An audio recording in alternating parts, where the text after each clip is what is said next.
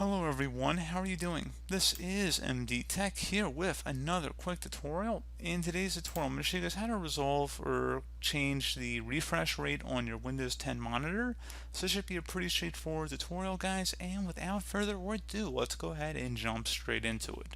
So we're going to start off by right-clicking on a blank area of our desktop, and then you want to select Display Settings.